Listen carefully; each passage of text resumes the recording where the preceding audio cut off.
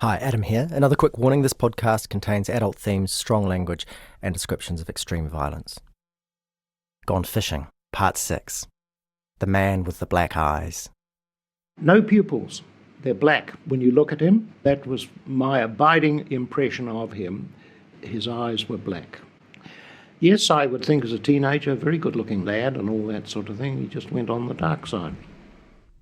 Roger Chambers has been a crime barrister since the 1960s. So now, nothing much surprises him. He knows what's just beneath the skin of respectable society. Back when he started in the law, drinking in pubs past 6 p.m. was still a crime. As a result, illicit pubs, sly grog dens they were called, flourished. They sprang up in Auckland's city-fringe suburbs, places like Ponsonby and Grey Lynn. Nowadays, these suburbs are all multi-million-dollar bungalows and cafes, but back then, this was the rough end of town. Chambers says it was a time when there was still honour among thieves and mindless violence wasn't the norm, not like today. One of Chambers' first bosses told him you don't learn law from the book, so he dragged him round to some of those drinking dens and the nearby brothels. And there, Chambers would knock about with colourful underworld characters, people like Too Fat Smith. He also encountered a wider world of fascinating folk, thieves and gang leaders, poets, writers, drunks. So these were the people Roger Chambers would throw back a pint with or defend when they stood in the dock. So yeah, nothing much surprises Roger Chambers. But even he was taken aback when he took on the job of representing Stephen Stone at the High Court. Sure, the crimes Stone was accused of were appalling, but the real surprise came when Chambers asked his client to tell him his side of the story.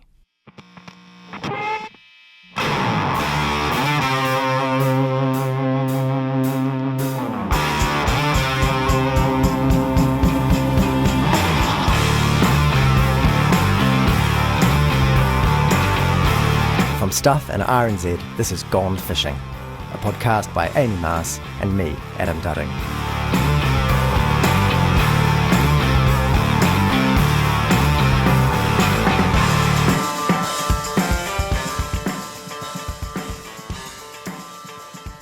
For a time, Roger Chambers was the go-to lawyer for one of New Zealand's most notorious gangs.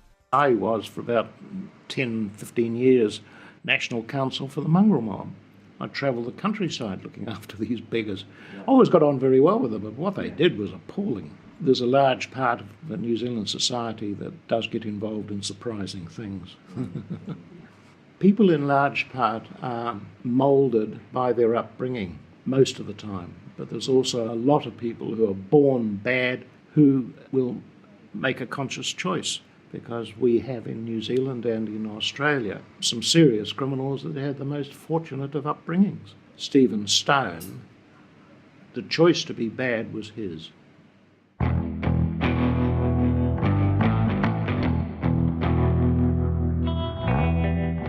Mid-1998.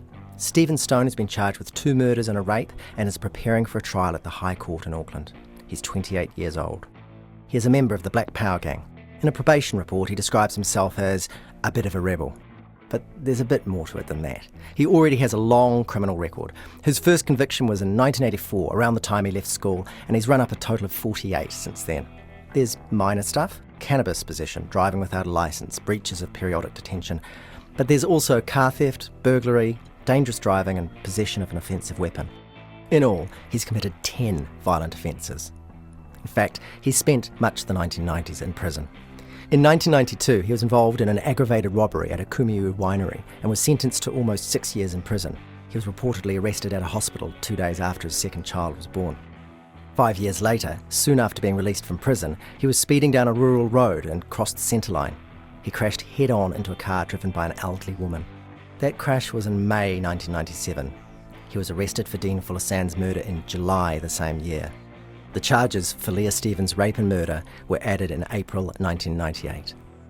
By June 1998, he's on bail and his legal aid file lands on the desk of Roger Chambers. Stone was easy to get on with, but a born thug. And as I say, and he may not thank me for this, I got the impression that he rather enjoyed the notoriety of it all because it meant a couple of serious notches in his belt. 20 years on, Chambers is still in the same office in Vulcan Lane in the middle of Auckland City. The office probably looks much the same now as it did then. Even with the windows closed, we can hear sirens and cars and the general hum of the city. From his third-floor window, Chambers can see if any of his staff are in his favourite pub before going to join them. In 1998, when Chambers receives the police files about Dean Fuller Sands and Leah Stevens, he finds them hard to fault. This investigation looks complex, but well handled. So the police found no forensic evidence. Well, the crimes are almost a decade old, and Larnock Road has been completely refurbished. Of course they won't find any DNA. The lack of a body, in Dean's case? Well, it's out there somewhere, Chambers reckons. Keep in mind, this is the guy whose job is to convince a jury that Stone isn't guilty. But Chambers is remarkably candid about the fact that he never believed Stone was innocent. If he's proclaiming his innocence now, that does come as a surprise. He's entitled to hold the view, but I don't believe him. But perhaps it's not all that surprising that Chambers doesn't buy Stephen Stone's version of events, because basically Stone didn't seem to have one back when Chambers was his lawyer.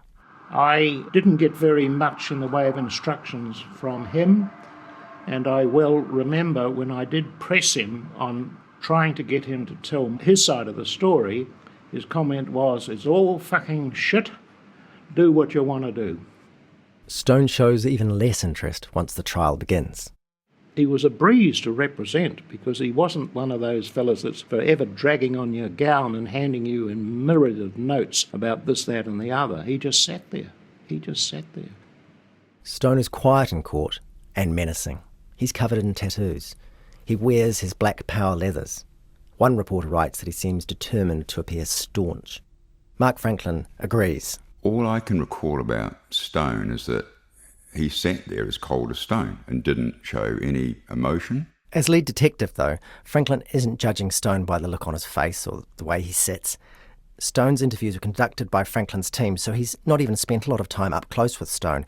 He says his opinion is based simply on the facts and what the witnesses say. He was charismatic and definitely a leader, but unfortunately his leadership qualities went towards crime, and violent crime, drugs, prostitution. He had influence over the prostitutes or the woman that he was staying with in Larnock Road, and he obviously had influence to cover up what he'd done. I mean, to shoot somebody in a garage with 6, 7, 8 other people, I can't recall how many there was, and then order them to get involved and do what he did. And then of course with Leah, word coming out that she was going to go to the police, and that was the reason she was taken out. The prosecutor called it a cold-blooded killer, and that's what it is. I mean, sure, he was only young, but even at a young age, you go around killing people.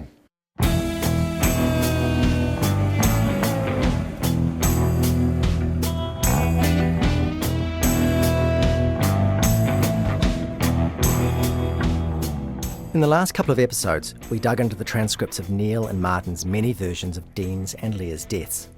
And something I found really striking is how they describe themselves as having almost no free will when it comes to Stone. Stone tells them to shoot Dean's body. Stone orders them to bury Dean. Stone tells them to get in the car. Stone tells them to rape Leah. They never protest. They never try to stop him. They never tell on him until the police track them down nearly a decade later. When detectives ask them about this, both men always say the same thing. They were terrified of Stone. Martin says he never even got a cut from the numerous burglaries he did with Stone. At best, Stone might buy him a burger. He says one time, Stone repeatedly shot him in the leg with a slug pistol as a joke. He says Stone wasn't a friend. Rather, Martin was stupid enough to do something for him once, and, quote, then I couldn't really get away from him.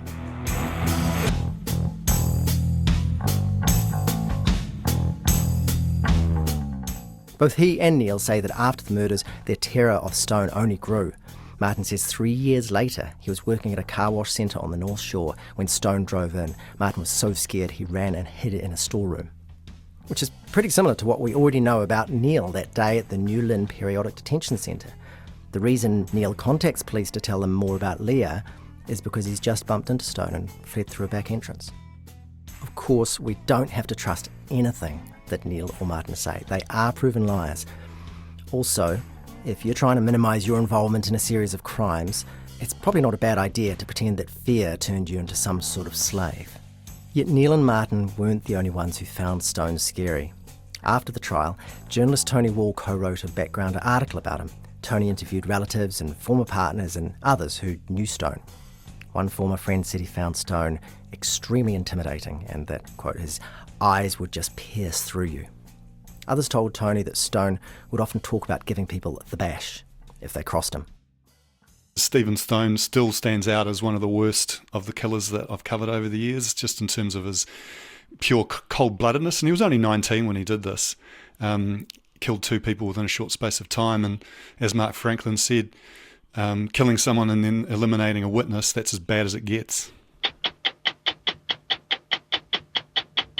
He killed in cold blood, not once, but twice. And he got away with it for nearly 10 years. Stephen Stone was finally brought to justice on Friday when a jury found him... During and after the trial, Stone is something of a media sensation. New Zealand doesn't see a lot of double murders. We're not used to hearing about a case where a witness is killed so she won't talk. Passing around a gun to implicate the bystanders? Unheard of. So punning headlines using Stone's name are too tempting to ignore. Their story is a chilling insight into a stone-cold killer. These crimes seem so alien. It's almost like New Zealand media don't have the language for it, so they have to borrow from the hard-bitten vocabulary of gangland America. Because Dean's death is allegedly at Gail Maney's request, it gets called a contract killing, or an execution-style contract killing, or a gruesome execution-style slaying. The events occurred in that special place called the criminal underworld, and Dean isn't so much shot as pumped with bullets. His death is a hit. Stone is a hitman. It's not that any of these phrases are inaccurate exactly. It's just that if you look at the finer details of what's meant to have happened, the tough guy language just seems a bit off. This isn't The Godfather. Sure, there's random violence, but there's also stupidity and chaos and ineptitude. All that nonsense Neil makes up about hitting Steve No. 2 over the head with a shovel. All those journeys to Whatipu and back again, twice after someone realises there are fingerprints all over Dean's burnt orange Hillman Avenger. So hitman? Execution-style slaying?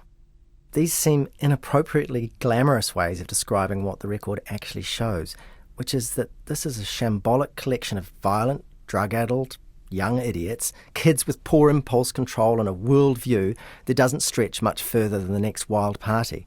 They commit some disgusting, pointless crimes because they don't know how to use their time in a better way and because their antisocial behaviour is endorsed by a wider community of people like them.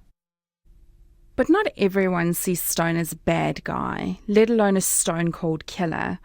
When Gail Maney and Tanya Wilson met Stone in 1989, Gail thought he was kind of hot. We thought he was cute and sexy and we took him home for a threesome, which ended up being all over the news. Stone was a bouncer at the K Road Parlours where Gail Maney started to work in late 1989. She knew he was a burglar because he stored stolen goods at her house in Larnock Road. He also drove tow trucks. Sure, some men found him a little bit intimidating, but... Stephen was, well, quite charismatic towards women, you know, like charming, and he'd always want to kind of look after women and make sure that they were okay. But he also tried to do things to impress you. So I think he used to big note about things or exaggerate about stuff because he wants, you know, he's the man. He wants to be cool and wants everybody to like him and wants his life to be kind of exciting so that you look up to him. So I think that he used to exaggerate things, you know, stories and that. But he also been involved in martial arts. I think it was called Sudo. So he used to like to show off, you know, like impress the woman or whoever around him that he's tough and show all his moves. So he would get people like my brother and do his move, you know, like his stuff on him and make him come and say, come on, learn to be a man and, you know, like punch him and things like that. Or he'd sometimes wrestle us girls and put us into like holds and things like that, but not in a way where he's hurting us. It was kind of a little bit of fun. Gail's opinion of the Stephen Stone she knew in 1989 doesn't change much over the years. Not long after the guilty verdict, Gail's behind bars and still trying to figure out in her own mind whether Stone could be guilty of something. Here's what she writes about him in one of her prison diaries. Rape and murder doesn't fit the guy I knew in 1989 who was charming and so nice to women. He liked women. Steve cried a lot the short time I knew him over his mother as he was cut up. All the women would comfort him because I think his mother had cancer. It was genuine hurt. Nothing gets to a woman more than a man cut up and crying.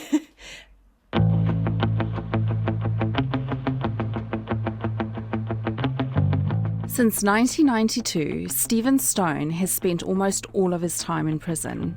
In theory, he's been eligible for parole since 2008, but at every parole board hearing so far, he's missed out. His next hearing will be in late 2019. In there, behind bars, he's alone. But out in the world, where time doesn't stop, he has a family. He has 2 sons and a daughter, and 6 grandchildren. He writes to them and calls them from prison. His father has moved cities to be closer to the prison where Stone's being held. Also, Stone has a wife waiting for him.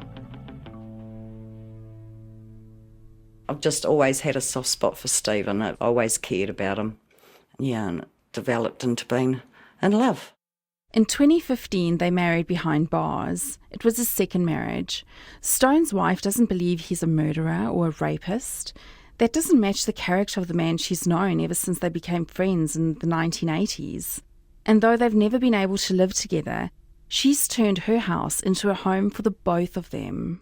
I've got his clothes all in the bedroom. I've got his artwork up, his carvings, his shoes are sitting in the wardrobe. Stephen's pictures, our photos, all around the house. We wanted to know if Stone really is as menacing and evil as the headlines and the police will have you believe. So we met his wife at the place she calls their home.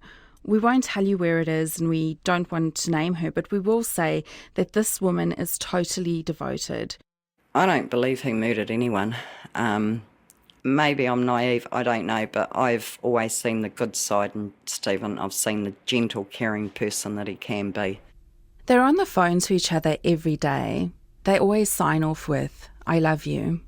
Stone also writes letters to his wife. She has a box of them, page after page of refill paper totally covered in Stone's tidy handwriting, which is all in capital letters.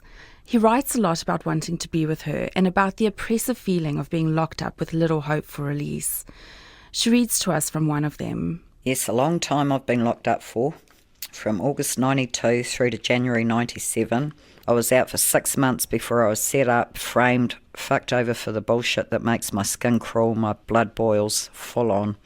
I won't rave on too much about what I've crawled through and struggled with, but all of everything that meant anything in my life was completely full on, hardcore, turned upside down, pulled inside out, smashed into bits, twisted, wrung out and then slowly torn apart and broken into bits. Not everything Stone writes is quite that dark. There's a poem he sent his wife that she's keen to read for us. I wish that I was free today so I could go out and play. What would I do? What would I choose? I'd ride my bike and spend time with my kids. I would kiss your lips, swim in the sea, walk on the grass. These are some of the things I really miss. To open a door by myself, watching my loved ones grow. These things I yearn for to no avail. I must stay here, this I know, until the control freaks let me go. When I get out, I'll be good, just like my mama said I should. That's groovy, eh? Stone's wife has become close to her new father-in-law, Gary Stone. Hi, you must be Gary. Adams. Hi there. Coffee? Why not? We met him at her house. Gary moved town to be closer to the prison in Whanganui where his son is held. I go to visit him quite regularly. In his own words, he'll just say, "I do what I have to do." Stephen just gets on with his time in prison. He does a lot of carving, which he is good at, and he just keeps fit.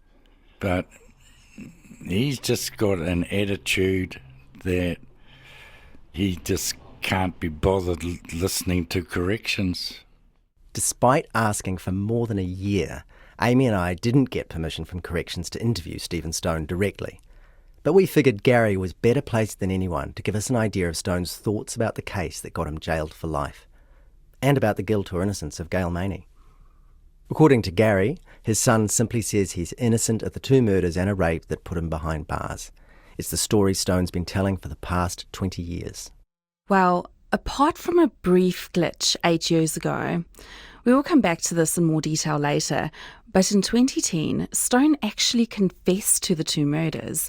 He now says he did that purely because other lifers told him it would improve his odds of getting parole. He didn't get parole, and he returned quite quickly to his original position, which is that he's innocent. Yeah, just like Gail, Stephen Stone says he didn't even know his supposed first victim. Stephen said to me he's got no recollection of Dean Fuller Sandys at all.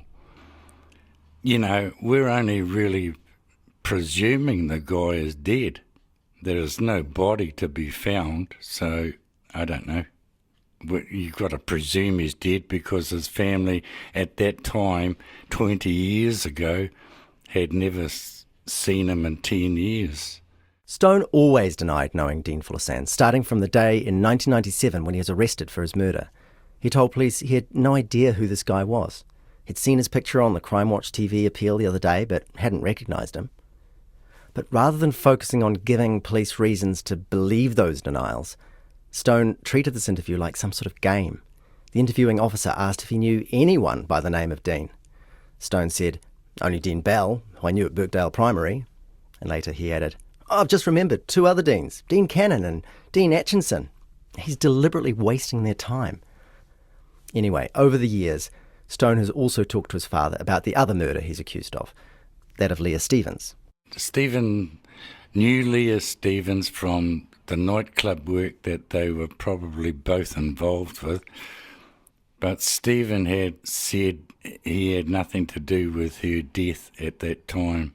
Not only that, Stephen said he never raped Leah Stevens, and he had no reason to rape a woman. They always were flocking after him anyhow. In the police case, it was like Stephen says, if we can't get him on a murder charge, we'll get him on a rape charge. So why did Stone make so little effort to defend himself at the time of his arrest? An innocent person who's wrongly accused will usually move heaven and earth to convince the police that they've got it wrong. But instead, Stone was being either flippant or staunch during his interviews. He challenged the cops to go hard and made jokes about all the Deans he had ever known. If you're innocent and facing 2 murder charges, that seems pretty reckless or stupid.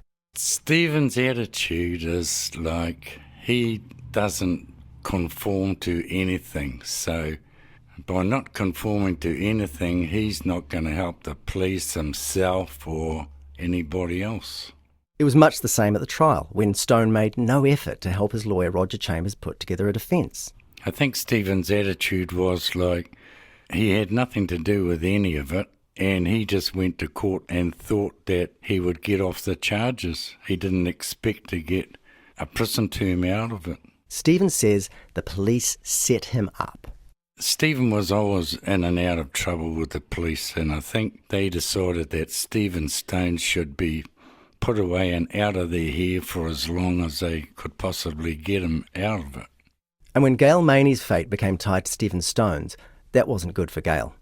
Stone hasn't really talked to his father about Gail's case, but if Stone were innocent, that would pretty much guarantee Gail was innocent too. It's hard to be guilty of commissioning a hit if the hitman didn't do it. Stone put it this way at the time of Gail's second trial in 2000. He said to me, "Dad, they're not going to let her get off, because if they let her get off, they've got to look into my case again." Stone has a theory about why the police were gunning for him.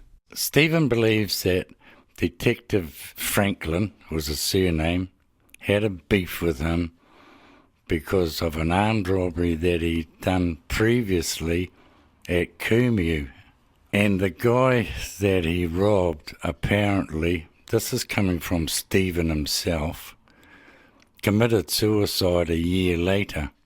And Stephen told me that is why Detective Franklin was really out to get him.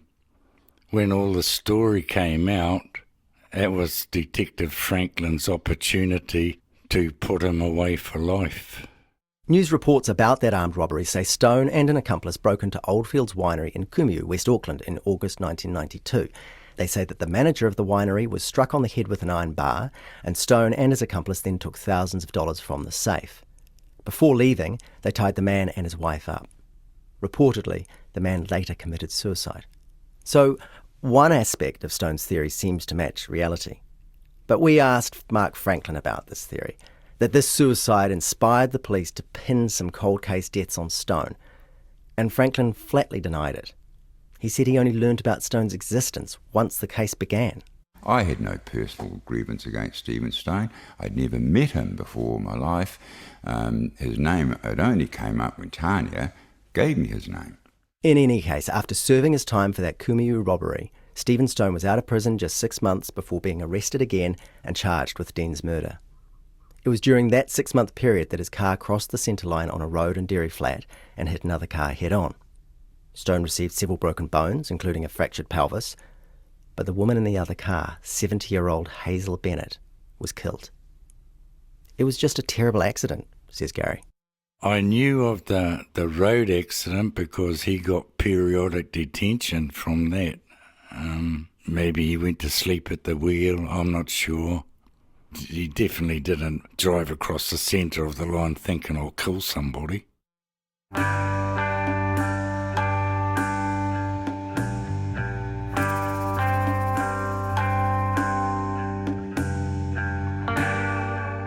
Gary Stone is 69. Before he retired, he was a mechanic. He's become very knowledgeable about the arguments in support of his son's innocence. He knows about the torch that was found during the search for Dean at Whatipu. He knows about the documents which show that Catherine Sell's house wasn't fully built when she was meant to be witnessing a burglary at Gales. But he's not trying to minimise the fact that at the time of Stone's arrest, his son was already a serious criminal. Gary should know, after all, he was there as Stephen took his first steps towards a life of crime. And despite serious efforts on the part of Gary and his wife Margaret, they felt unable to stop him. Gary says Stephen is the only person in the wider family who's been in trouble with the law. They had 2 sons, but while the younger one thought the path to success was hard work, Stephen thought it was better to do things illegally. That was an easier way to get stuff. He is wired up totally different to me. And any psychologist will tell you that they are wired up totally different. There's nothing you're going to do to change it. There's something, though, that Gary wants to clarify. He's not exactly Stephen's father. Well, at the time we got married, my wife was pregnant, so naturally I thought it was mine. But when you worked out the time frame, it was only like about 7 months, so we just got on with it. And she admitted to me that she had a relationship with somebody else, but we just left that behind. But my parents would never really accept him as a grandchild because of that. Perhaps that rejection made Stephen's life a little harder, but the central problem Gary and Margaret faced when raising Stephen was that he simply had too much energy. You know, I tried to correct him as a father. He was always what we'd say hypo. Myself and his mother, we took him to the doctors on a couple of occasions and tried to explain the situation, but nobody had an answer to it. Now it's called ADHD. And because of that energy, it just seemed to have got him into trouble. Stephen was born in 1969. His younger brother was born in 1971. Gary and Margaret both worked. They were a normal family, but Stephen was always too active. Like, he would shake his cot to pieces until it fell over so he could get out and one time wandered down the street. Some lady asked me and his mother if she could take him to church one time. This was when he was about 5, but he was so disruptive in the class she didn't want him back there. His offending didn't really start until maybe 13 or 14. That's when the trouble with school began too. I'd been fined for not sending him to school. Well, we sent him to school, but he didn't go there. And so I just said to the headmaster, I said, look, I'll save us a lot of drama. I'll just take him out of school and I'll give him work. And they agreed to that. And so did the Education Board. That was when I employed him to teach him to be a mechanic, which I paid him for. He was quite interested in cars, but yeah, I think he found it too time-consuming because of his ADHD problem. Something that took an hour to fix wasn't really him. Like, I haven't got the patience for that. Gary knew his teenage son was misbehaving. There was petty crime, some burglaries. He tried to pull Stephen into line. When he was working for me in the workshop, I bought Stephen a car so that he could get his licence, which he did, but he didn't want the car because it was like a Triumph Herald friggin' station wagon and it wasn't cool. So I sold the car and gave him the money. The person I sold the car to, he came in to get some repairs done on it. And in Stephen's mind, basically, oh, that's my car. And he took it out of the garage and decided to go for a run in it. I guess he thought he could just do whatever he felt like doing. Well, because I called him out, we had a bit of an argument about it, and pretty much I gave him a dong in front of his friends and said, you know, that's theft, that the car doesn't belong to you anymore. I gave him a side swipe backhander across the chin, I guess, yeah. I wasn't really a physical person with my kids, and sometimes I think I should have kicked them up the arse more than I did, but my mother was my stepmother, and she was not a very nice person, if I want to put it that way, and I didn't really want to bring that on my own kids. At 16, Stephen left home. He got a girlfriend. They had a son together, but the relationship was on and off. He pumped petrol at a service station for a while. In 1989, the year he's meant to have killed Dean and Leah, Stone was just 19. And Gary actually saw a lot of his son that year because Margaret was very ill, and Stephen would visit them in Epsom in the months before she died. But when Stephen wasn't visiting them, I really don't know what he was getting involved in. I knew he worked in nightclubs, but I didn't particularly know he worked at Chaplin's. I wouldn't even know where Chaplin's was. After that, Stone's known offending grew more serious. The aggravated robbery that put him in jail was 3 years later. So in 1998, when Gary learned his son had been arrested again, this time for murder, he didn't know what to think. Somebody's charged him with murder, so it's like, well, he wouldn't charge somebody for no reason at all, would you, you know? He said he never did it, but that's besides the point. You have to just go on the evidence that's put in front of you. And over time, Gary decided that evidence probably wasn't good enough. To my way of thinking, there was no DNA in that house from either of those murders. There was no forensics in that house from either of those murders. I didn't hear anybody come forward and say, I cleaned up the mess. Who cleaned up all the blood? I can't say if he's guilty or not guilty, but if I was on a jury, you can only go on the evidence that's put in front of you, and like hardcore evidence, not what somebody says. People supposedly living in a house next door said, yeah, we've seen everything. And when they went through the building contract records, the house was a skeleton at the time, but according to them, they were living in it. So what do you believe, you know? Whatever Gary may believe about this case, or his son's past in general, I guess you don't give up on your kids, doesn't matter what they've done, you know. Gary's younger son left New Zealand around the time Margaret died. After that, Stephen was really the only family I had left, other than my parents. When he was charged with Dean Fuller Sandy's murder, he spent time in Paramaribo, and I used to go down probably once a month, once every 2 months to see him. Yeah, his brother had gone to Australia, his mother had died, and he was the only one left in the family, so yeah. I've had a bit of a lonely life for the last 30 years, really.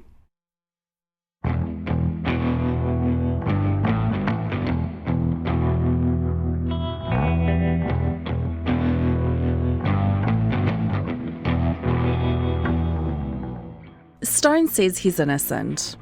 His father thinks the same. So does his wife. Me, I'm not sure what to think about Stone's insistence that he didn't commit those murders. Stone is clearly a far less sympathetic figure than Gail. That history of serious violent crime surely counts heavily against him. But obviously, if there are problems with the case against Gail Maney, then some of those problems transfer directly across to the case against Stone. Let me just turn off my phone. I don't want to be that guy. But there is one other person we talk to, one who's not directly related or married to Stone, who also thinks he really is innocent. When I first met Steve, it was in an interview room in Unit 9. Chris Chevalier is a New Yorker, but now he's also a Kiwi. He met Stone when he was working for a Christian group, Prison Fellowship New Zealand. And it's quite a small room with a small desk and just 2 chairs opposite each side of the desk. And he was wearing his prison fatigues, just a basic cotton tracksuit. And as soon as he walked in, big, white, bald head with nothing but a smile on his face, very firm, solid, well-mannered handshake, and was... Chris has spent many hours with Stone. He's got to know him really well. He has plenty to say about Stone's character and demeanour. There's a carving by Stone on his wall at home. Didn't come across as stone-cold killer and all the other stuff that you had heard. It was a small room, and I just felt safe, and I felt at ease, and I felt that he was genuine. But Chris also has a rather strange story to tell, which explains why he thinks Stone is innocent. I'm no Columbo or detective, but I felt responsible to continue being part of something that I guess wound up, and now I need to unwind this properly. They met around 2010. Stone had just started saying he was guilty after all. He went along to the Prison Fellowship's Sycamore program, 8 or 9 sessions inside the prison, and talked about his crimes. Chris was impressed.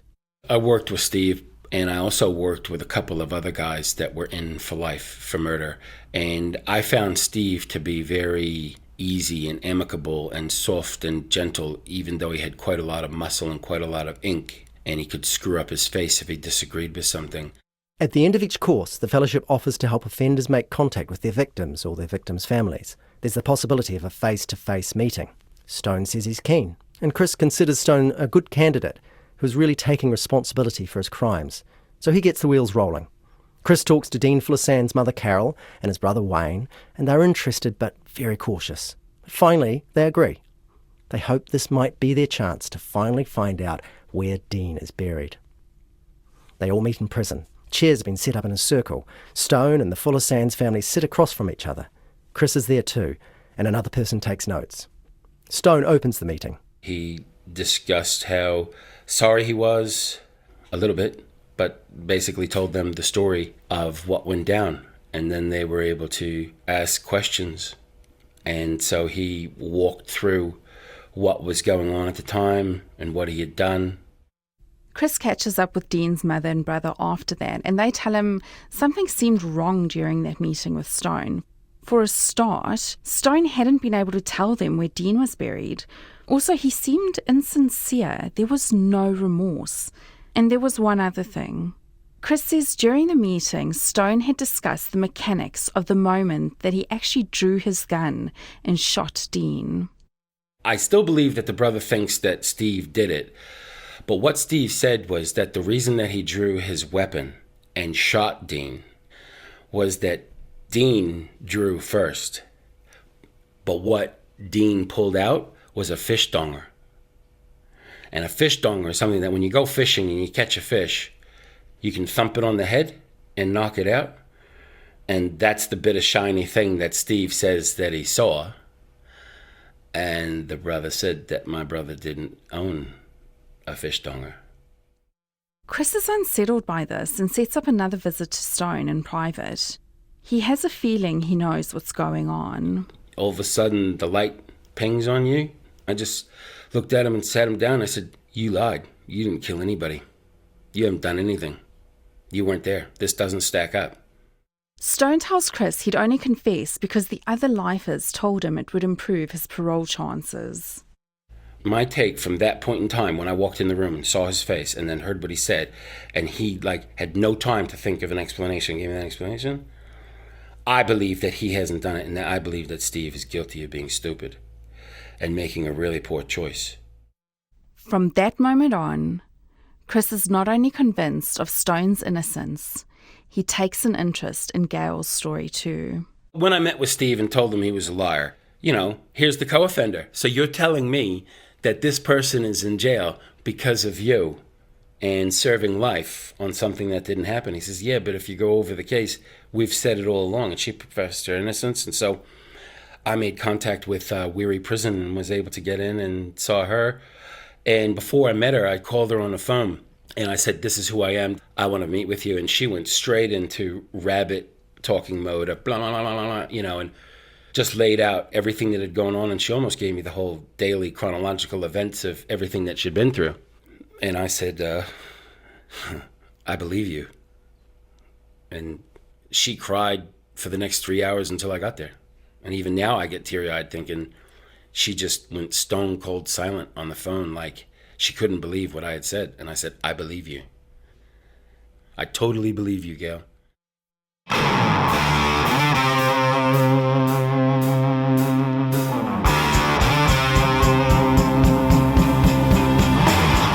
Next time on Gone Fishing. You've got the jury who, they're just Joe Bloggs from society and they don't know anything about law or whatever, and they fall asleep during the trial and it's important stuff, and I'm thinking, oh my gosh, this is my life and these people are falling asleep. On the day that Gail finally got sentenced, we still had to go to Lollipops Land with a little boy who was looking forward to his birthday but really wanted his mum for his birthday.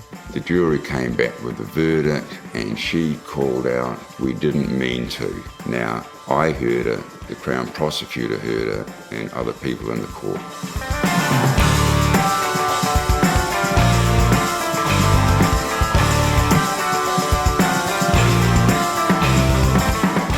Gone Fishing is a joint production from Stuff and RNZ, written, presented and produced by Amy Mars and me, Adam Dudding. Our executive producers are Tim Watkin and Justin Gregory for RNZ and Catherine Goldsworthy for Stuff. This episode was engineered by Rangi Poet, visuals by Jason Dorde. You can subscribe to the full 8-part series at Apple Podcasts, Spotify and other podcast providers. You can also go to the Stuff or RNZ homepages to listen or to find details on how to subscribe.